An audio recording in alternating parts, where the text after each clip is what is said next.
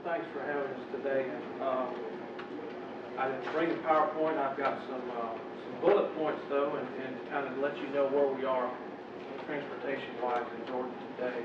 I do serve as chairman of the Economic Development Committee and secretary of transportation, as well as on the Agriculture Committee and Regulated Industries and Utilities and Appropriations. And those all fit together very nicely in the fact that to this day, agriculture is the #1 industry in the state of Georgia, and tourism is the #2, and all those are basically held together by transportation in some manner. So where we are today in Georgia in transportation, both practically and politically, is something I want to speak about this morning, and then talk a little bit about transportation at the local level, and maybe some ideas and things we can do to help us out.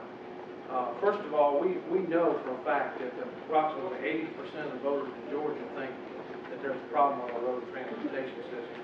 85% of them complain that traffic's gotten worse since they've lived here, and that's irrespective of how long they've lived here. Their whole lives, half their lives, a month.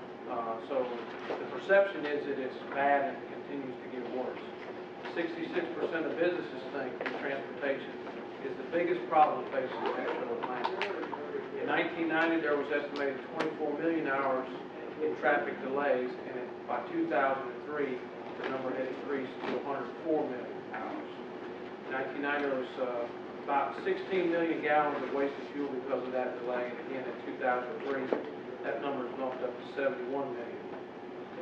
By 1990, the total cost of congestion estimated at 292 million, and in 2003, increased to an estimated over $1 billion.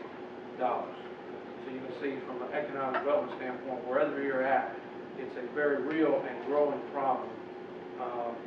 The congestion, as we've polled potential relocating companies to the state, is the #1 top criteria for local executives in relocation. Not only do they not want to sit in traffic, but they also don't want their top people and employees to sit in traffic. I think Sam made a great point about the 30 minutes. Beyond 30 minutes, you're going to make an adjustment in either your job or your location where you live.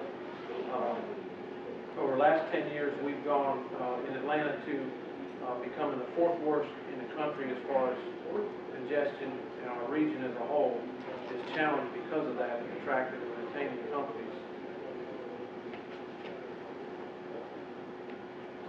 Along with that, we've been consistently one of the fastest growing states in the country.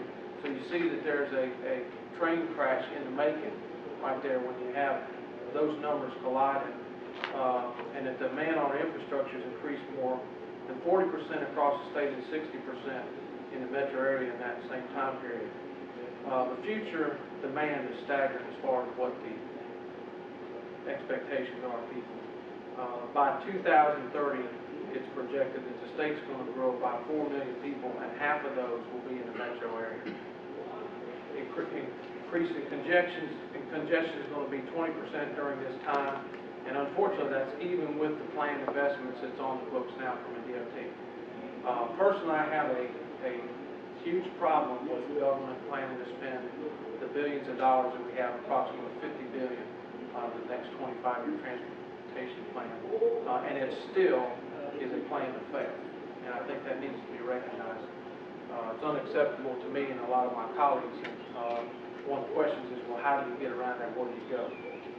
So the DOT operates and maintains some pretty amazing numbers of facilities. Include 102 airports, 4 ports, 109 urban and rural transit systems, and 4,800 miles of railway. Included in the roads is 18,000 miles of state roads and 97,000 miles of city and county roads and streets. Just the maintenance cost on those, let alone upgrading them for increased efficiency or increased standards in many cases, is a huge and staggering sum. And with the cost of fuel going up and everything in construction, cement's up 40% over the last 3 years. Fuel, obviously, you know about fuel as far as the cost in there, but then the trickle-down cost into the steel components, the asphalt, aggregate base, all those things have been affected protected to the point that we're now looking at unit prices on transportation products, projects that are approximately 40% over where they were in 1998, and that's a huge problem for us. Another huge problem we have in Georgia, as in most states, because those majority states are what's called donor states, meaning that for every dollar that we send to Washington, our federal highway tax, we don't get a dollar back. If you live in Pennsylvania, New York, or anywhere like that, you're going to get in excess of a dollar back. In Georgia, we only receive 85 cents, and at the end of this highway bill, I think 2009, is to increase to 92 cents, which for us is huge, when we've been as low as 78 cents recently. But in reality, it's very unfair, and it also, when you look at where the dollars are spent per capita, you actually have people moving out of the Northeast, Midwest, places like that, to the South and Southwest. So actually, there's less dollars going to places that there's more future need, and that needs to be addressed. Our DOT budget is in excess of $2 billion every year. Unfortunately, the amount of need out there is 2 to 3 times that on a year-over-year basis, so you can see funding conditions. All is not bleak, though, because there's been some really important improvements made in the last few years. The governor put in place what's called his Fast Forward program. And what we did was we borrowed money on anticipated revenues coming back in from the gas tax in the future. They're called Garvey bonds. And this is a 6-year program that's going to invest $15.5 billion in our transportation infrastructure to mainly reduce and relieve congestions. We have a total of 369 projects, and just through 2006, the value of those is over $2 billion, which is a new record for Georgia. Another initiative that has been put in place is the public-private partnerships for the first time in Georgia. A lot of states, you know, are using those. Florida has relied heavily on those, especially around areas not dissimilar to Atlanta, which is Orlando. You know, you can travel around Orlando in a fraction of the time that you can in Georgia. Now, you're going to pay a toll about 4 times doing so, but once you pass that toll booth, it's like being on a toll 400 down there versus the public non-toll 400 above 285. You're going to actually be able to drive at 65 miles an hour or more to get where you want to go. So there's several projects in the pipelines. The big one that's going to affect the majority of us is the 75-575 section, which will be around $2 billion project in total. The time that's proposed is about 15 years start, which would be half of what it would be under normal conditions of taking gas tax money on a received basis and then having the right-of-way acquisition, design, and actual levy construction contracts. So hopefully some of these will be things that I'll be able to drive on in my lifetime, and certainly down the road our kids and grandkids. But this is the first step for us as Georgia. We had a lot of hurdles that we had to get over in that. One was particularly the bonding requirements, and I was pretty involved in that as being a contractor myself, not on public roads, but on a lot of other private projects that require bonding. We knew that the bonding community as a whole was not going to be receptive to 100% payment and performance as they were, and we worked with them for about 2 years and came up with a good plan, we think, that protects the state as well as allows flexibility and surety that's required under state law, and also practically protect the citizens and taxpayers, make sure that the projects are completed on time and budget, and that there is insurance there in case of a problem. We don't expect a problem with the folks that's going to be involved, but that has been a big hurdle in Georgia. We finally got over that, so we're looking forward to that starting. Another few things that we've been looking at down the road are such things as signalization improvements, as was mentioned here earlier, navigator systems, and ramp meters. And those are new to Georgia, but they're not new to metro areas as a whole. Again, they've had limited success in other places, some better than others. And again, as all you in the room know, that a lot of this is dictated by land use planning currently and in the future. in the state of how these work in the traffic improvements and the benefits of them, particularly, but also how we deal societally with the situation that we have. As far as I have never seen any time that I know that there's more things for kids to do. And these are issues that affect us directly. But you know, my kids are involved in 4 organized things, all of them away from school, all of them that requires my wife or myself to drive them at different times of the day, and all the other families are involved in the same thing. And I don't know that that's in anybody's formula anywhere because it's so hard to tag.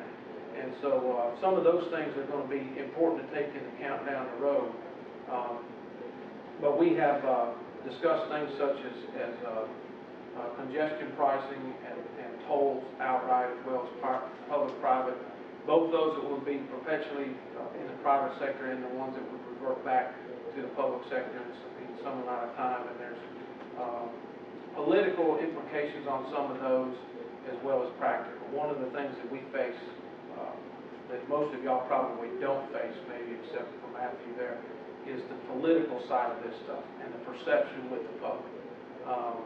You can tell folks that the private sector is going to make a positive impact, be much more efficient, and have something you can drive on, but they have a hard time getting this through their head that we're not giving a private entity the right to come in and dictate where they drive, how they drive, and what it costs them to drive. They honestly believe that is a legitimate function of government, and at the end of the day, the road should belong to the public. In the big picture, I don't necessarily disagree, but if we go again down that model as we have in the past, we'll continue to be where we are right now. And so that's why it takes some new thinking, new ideas in that regards. One of the other initiatives that we have was called congressional balancing in Georgia, with 13 congressional districts, and we would have been facing everything from a hold on funds from the metro area because of Clean Air Act violations to other environmental issues that were forcing our funds to be spent in places of Georgia that really don't need great 4-lane roads. And if you're from Middle or South Georgia, I mean no disrespect, but we got some of the greatest roads to nowhere in Middle and South Georgia that there is anywhere. And we're choking up here. In reality, the studies have shown that air pollution and all are at their worst in hot seasons with a lot of cars sitting idle in the traffic, not running at a speed where the engines are designed to be the most efficient. So the congressional balancing basically in a nutshell says that each district will be allowed and required to have 85% of their funds spent in that district before funds can be spent anywhere else, but they're also not penalized if they have a big project going on. So we think that's going to be something that's going to help, especially in these areas. And when you see that you get to 2010, which hopefully will be the next redistricting of the congressional districts, that because of the increase in the population in the metro area, it's naturally going to pull more of those dollars in here without penalizing the other parts of the state, because they are meant to be spent where the population is and where it's growing. So that was a big improvement we hope. The governor also had announced this year what he called Pave the Way Home Initiative, which is going to put $234 million in the next 2 years in the local communities, Matthew, with Florida and other local assistance, which is certainly needed. One note on the existing situation in Georgia and the map that Sam showed up there, and I appreciate you showing that. You look and you say, how can we end up in a situation so bad in Atlanta? And if you realize not long ago where Atlanta was at before the 70s, there's literally roads out there today that are major roads that are paved over cow paths or deer paths or Indian trails or wagon trails.